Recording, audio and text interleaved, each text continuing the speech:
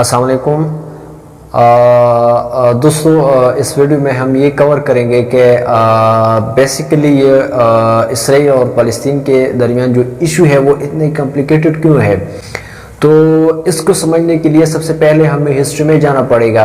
दूसरी बात ये कि इन दोनों के दरमियान जो मुख्तलिफ इवेंट्स चले आ रहे हैं कि जिसकी वजह से ये जो इशू है वो और भी वो कॉम्प्लिकेटेड होता चला गया। अगर फर्स्ट टाइम चैनल पे हो वीडियो को लाइक करें, चैनल को सब्सक्राइब करें और बेल आइकन को भी प्रेस करें ताकि इस तरह की वीडियो जो है वो आप तक टाइम टू टाइम पहुँचती रहे। तो चलिए अपनी वीडियो की तरफ चलते हैं, वीडियो को स्टार्ट करते हैं। असल में इस इशू की जो कहानी है वो बहुत पहले से वो स्टार्ट हुई थी, लेकिन जो उनकी प्रैक्टिकल शुरुआत है वो 1881 से शुरू होती है कि जब देखा गया कि बहुत से जो ज्यूस लोग थे, जो यहूदी थे, बड़ी तादाद में उन्होंने फ़लस्तीन वो क्या हिजरत किया उन्होंने। बेसिकली इस हिजरत का भी वजह ये थी कि उससे पहले जो यहूदी लोग थे वो दुनिया में दूसरे लोग जो थे उनको बहुत वो बुरी नज़र से वो देखते थे। उनकी जो इमेज थी वो काफ़ी वो बुरी थी उनके जहनों में। अब क्या होता है कि वो लोग जो है वो मतलब जिस कंट्री में भी वो रहते थे तो वहाँ पे वो लोग उनको काफ़ी वो बुरी नज़र से देखते थे। उसके अलावा उनको वो अपने मुल्क से निकालने की वो कोशिश करते थे। तो क्या होता है कि वो लोग जब वो अपने वो इलाकों को छोड़ देते थे तो वो दूसरे ममालिक में उनकी वो हिजरत वो करते थे। तो सेम इसी तरह 1881 में बड़ी तादाद में उन्होंने हिजरत की फ़लस्तीन। तो क्या होता है कि इस पर 1896 को एक जर्नलिस्ट था ऑस्ट्रियो हंगरियन जिसका नाम था थियोडोर हर्जल। उन्होंने एक पैम्पलेट में एक पॉलिटिकल मूवमेंट की शुरुआत की जिसको ज़ायनिज़्म कहते हैं। अब उनका ये कहना था कि हम सारे यहूदियों को ये चाहिए कि हमें एक सेपरेट मुल्क अपने लिए वो क्या करना चाहिए, क्रिएट करना चाहिए, ताकि वहाँ पे हम अपनी जो ज़िंदगी है वो आज़ादी से गुजार सके। क्योंकि ये दुनिया के लोग हैं, ये हमें बसने नहीं देंगे, ये हमें जीने नहीं देंगे आसानी से जब तक हमारा अपना एक मुल्क ना हो। तो आज का जो इसराइल है वहाँ से बेसिकली इसका जो कंसेप्ट है वो वहाँ से वो स्टार्ट होती है, ज़ायनिज़्म से। अब क्या होता है कि बाद में जब वर्ल्ड वॉर 1 स्टार्ट होती है 1914 में, तो क्या होता है कि इस वर्ल्ड वॉर 1 में कुछ इवेंट्स हुए। वो इवेंट्स ये थे कि 1915 में ब्रिटिश ने ये किया कि जो अरब के जो लोग थे उनके साथ एक डील की। वो डील बेसिकली ये थी कि अगर ये अरब कंट्री जो है वो हमारे साथ ताउन करे, मदद करे अगेंस्ट ऑटोमन एम्पायर, क्योंकि ऑटोमन एम्पायर जो था वो वर्ल्ड वॉर 1 में सबसे बड़ी ताकत वो मानी जाती थी जो कि ब्रिटिश के खिलाफ वो लड़ रही थी।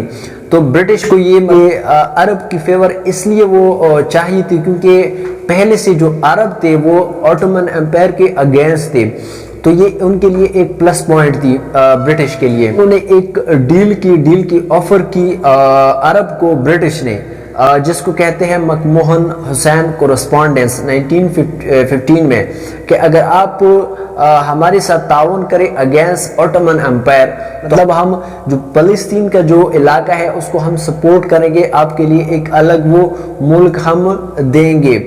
और दूसरी बात ये कि अरब ये चाहते थे कि जो पूरी मिडल ईस्ट है, मतलब यमन से लेकर सीरिया तक, उन सब से मतलब एक ही मुल्क हम बना दे जिसको मतलब एक ही अरब मुल्क हो।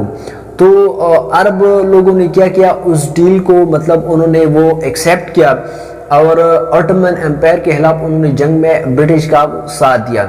दूसरी तरफ एक और इवेंट होती है, वो इवेंट ये है कि 1917 में सेम उसी तरह ब्रिटिश क्या करते हैं कि वो एक लेटर भेजते हैं एक लीडिंग जो फिगर होता है ज्यूश का, जिसका नाम है वॉल्टर रॉथस्चिल्ड। ठीक है, उस लेटर में वो ब्रिटिश ज्यूश को ये मतलब कहते हैं, ये एक ऑफर करते हैं कि अगर आप भी हमारे साथ मतलब सपोर्ट करें इस वर्ल्ड वॉर 1 में अगेंस्ट ऑटोमन एम्पायर और दूसरी जो एक्सिस पावर थी जिसमें जर्मनी भी थी, तो हम क्या करेंगे कि आपको भी एक हम नेशनल होमलैंड वो बना देंगे, वो देंगे।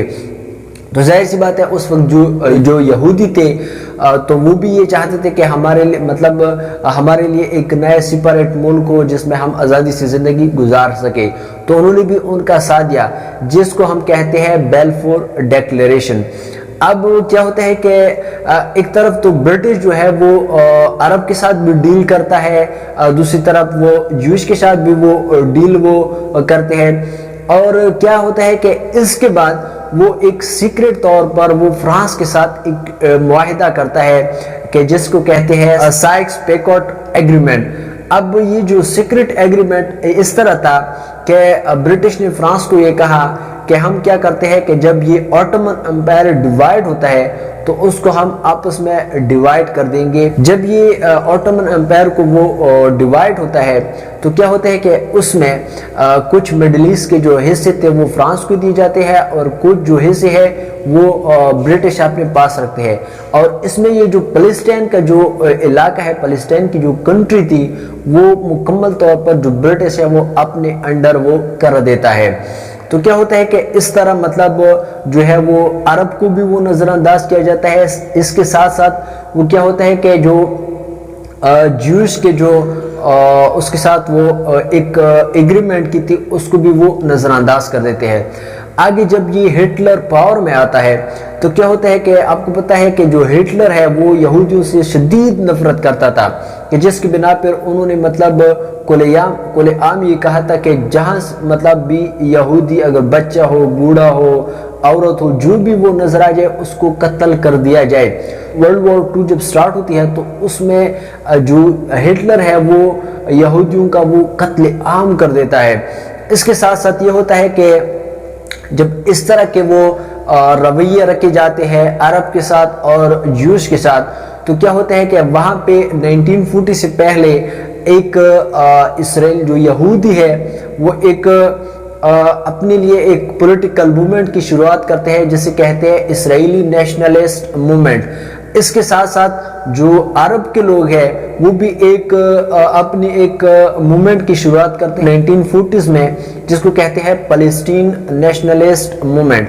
اب کیا ہوتا ہے کہ یہ دونوں جو موومنٹس ہیں یہ اپنی ملک کو حصول کرنے کے لیے وہ کوشش کرتے ہیں، جدوجہد کرتے ہیں کہ اب کیا ہوتا ہے کہ جب وقت گزرتا ہے تو ساتھ ساتھ کیا ہوتا ہے کہ 1947 میں برٹش کو یہ لگتا ہے کہ اب جو فلسطین اور اسرائیل ہے اس کو کنٹرول کرنا مشکل ہے، تو انہوں نے فائنلی یہ کیا کہ جو فلسطین کی جو جتنا بھی وہ مطلب آج جو اسرائیل اور فلسطین کی جو کنٹری ہے ان سارے علاقے کو اس وقت وہ فلسطین کا تھا، تو اس کنٹری کو کیا کیا انہوں نے یو این کے حوالے کیا، یونائٹڈ نیشن کے حوالے کیا۔ تو انہوں نے کہا کہ آپ یہ جانیں اور آپ کا کام جانیں۔ تو اس کے بعد یونائٹڈ نیشن کیا کرتا ہے؟ یونائٹڈ نیشن یہ کرتا ہے کہ ایک پارٹیشن پلان وہ تیار کرتا ہے کہ مطلب کتنا حصہ اسرائیل کو دیا جائے اور کتنا حصہ عرب سٹیٹ کو دیا جائے، مطلب فلسطین کو دیا جائے۔ تو اس پر وہ ایک ڈکلیریشن مطلب ایک پلان، پارٹیشن پلان تیار کرتا ہے جسے کہتے ہیں یو این پارٹیشن پلان۔ اب اس پارٹیشن پلان کے مطابق کیا ہوتا ہے کہ 45% کا جو علاقہ ہوتا ہے وہ عرب سٹیٹ کو دیا جاتا ہے جس کو ہم کہتے ہیں فلسطین، اور جو 55% جو علاقہ ہے وہ اسرائیل کو دیا جاتا ہے۔ اس کے علاوہ جو یروشلم جو ہے مطلب مسلم جو ہے، اس کے علاوہ کرسچن جو ہے، اس کے علاوہ یہودی ہے، یہ تین مذاہب کے لوگ جو ہے وہ ان جگہ کو اپنے لیے ایک مقدس جگہ وہ مانتے ہیں۔ تو کیا ہوتا ہے کہ جو یروشلم جو ہے یہ انٹرنیشنل جو کمیونٹی ہے ان کے انڈر مطلب رکھ دی گئی، مطلب جو یو این ہے یہ یروشلم یو این نے اپنے پاس رکھ لیا، کیونکہ یہ نہ تو اسرائیل کو دیا گیا نہ عرب اسٹیٹ کو دیا گیا، کیونکہ وہ یہ جانتے تھے کہ یہ تین مذاہب کا ایک مقدس مطلب جگہ وہ ہے، تو اگر ہم ایک کو دیں گے تو دوسرا وہ پھر لڑائی جھگڑے وہ کرتے ہیں کہ یہ تو ہمارا بھی ایک مقدس جگہ ہے۔ تو بہرحال ہم آگے چلتے ہیں، کیا ہوتا ہے کہ اس پارٹیشن پلان پر جو عرب اسٹیٹ جو ہے اس میں سیریا آتا ہے، جارڈن آتا ہے، ایجپٹ آتا ہے، اس کے علاوہ عراق آتا ہے، تو اور بھی کنٹری ہے، ان لوگوں نے اس پارٹیشن پلان کو ایکسیپٹ نہیں کیا۔ وہ اس لیے کہ انہوں نے یہ کہا کہ آپ دیکھیں کہ جو میجورٹی کا علاقہ ہے وہ اسرائیل کو دیا گیا، حالانکہ وہ تو بعد میں آئی ہے، انہوں نے وہاں پہ تو ہجرت کی ہے، ان کا تو اپنا ہوم لینڈ نہیں ہے، ان کو کیوں اتنا وہ علاقہ، حالانکہ ان کو کوئی بھی مطلب تھوڑا سا بھی علاقہ نہیں دینا چاہیے۔ دوسری بات یہ کہ جو اس کی جو اپنے وہ باشندے ہیں ان کو کم علاقہ بھی دیا گیا۔ تو اب عرب جو اسٹیٹ تھی انہوں نے اسرائیل پر حملہ کر دیا، جس میں عراق، سیریا، جارڈن، اس کے علاوہ ایجپٹ ہے، اور فلسطین کی حمایت میں انہوں نے اسرائیل پر وہ جنگ کا اعلان کر دیا، جسے کہتے ہیں فرسٹ عرب اسرائیل وار 1948۔ اس جنگ میں جو جیت ہوئی وہ اسرائیل کو ہوئی، اور یہ جنگ تقریباً 10 مہینے تک جاری رہی۔ اس میں اسرائیل نے 60% کا جو فلسطین کا جو علاقہ تھا وہ بھی قبضہ کر لیا، ساتھ ہی ساتھ جو جارڈن کے ساتھ جو فلسطین کا علاقہ تھا ویسٹ بینک وہ جارڈن نے قبضہ کر لیا، اور جو مصر کے ساتھ جو فلسطین کا علاقہ تھا غزہ اسٹریپ اس پر مصر نے قبضہ کر لیا۔ وہ 1964 میں پی ایل او کی اسٹیبلشمنٹ ہوتی ہے۔ پی ایل او کا مطلب ہے فلسطین لبریشن آرگنائزیشن۔ اس کے بعد 1967 میں سیکنڈ وار ہوتی ہے بٹوین فلسطین مطلب عرب اسٹیٹ اور اسرائیل کے، جس کو کہتے ہیں سیکنڈ عرب اسرائیل وار 1967۔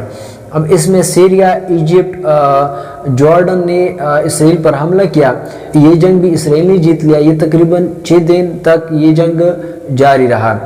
اس میں کیا ہوا کہ ایک تو جتنی بھی مطلب چاہے ویسٹ بینک ہے یا غزہ اسٹریپ ہے وہ بھی دوبارہ اسرائیل نے اکوپائی کیا، ساتھ ہی ساتھ جو سیریا کے جو گولان ہائٹس تھے جو ابھی بھی اسرائیل کے پاس ہے وہ بھی اسرائیل نے سیریا سے قبضہ کر لیے، اور ساتھ ہی ساتھ جو ایجپٹ کے جو سینائی پیننسولا ہے، اس کے علاوہ سوز کینال ہے، وہ بھی جو اسرائیل ہے انہوں نے قبضہ کر لیا 1967 وار میں۔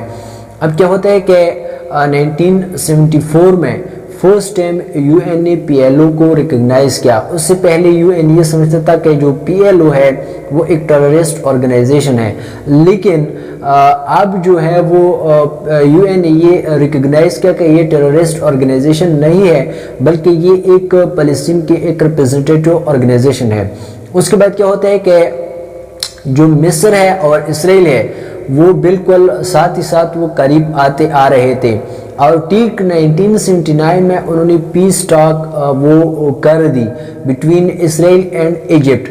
اس وقت جو ایجپٹ کا جو پرائم منسٹر تھا وہ تھا انور سادات، انہوں نے اسرائیل کے ساتھ پیس ٹاک کی، جس کی وجہ سے اسرائیلی پرائم منسٹر اور جو ایجپٹین جو پرائم منسٹر تھا انور سادات ان کو نوبل انعام سے بھی نوازا گیا۔ اب جب یہ پیس ٹاک ہوئے تو اس پیس ٹاک کی وجہ سے جو اسرائیل نے ایجپٹ کے جو علاقے قبضے کیے تھے سیکنڈ عرب اسرائیل وار میں، مطلب جس طرح سوز کینال اور بھی کچھ علاقے تھے سینائی پیننسولا، وہ دوبارہ اس جو ایجپٹ ہے اس کو واپس کر دیے گئے۔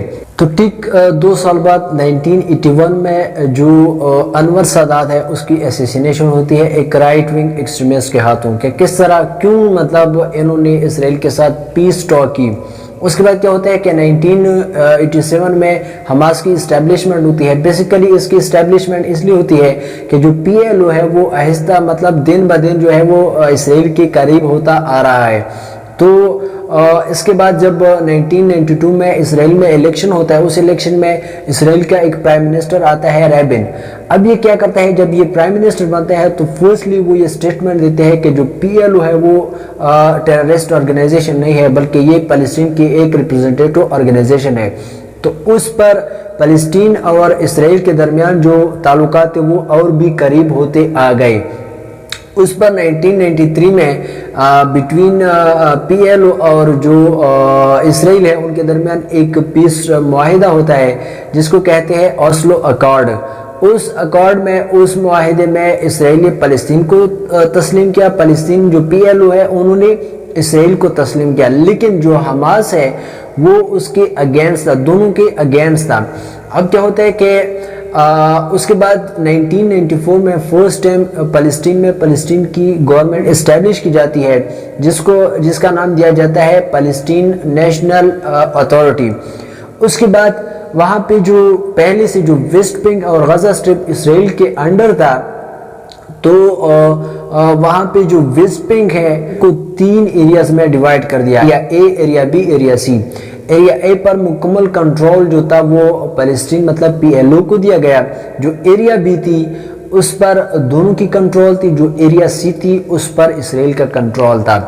اس کے بعد 1995 میں ریبن کی بھی ایسیسینیشن ہوتی ہے, ان کو بھی قتل کر دیا جاتا ہے.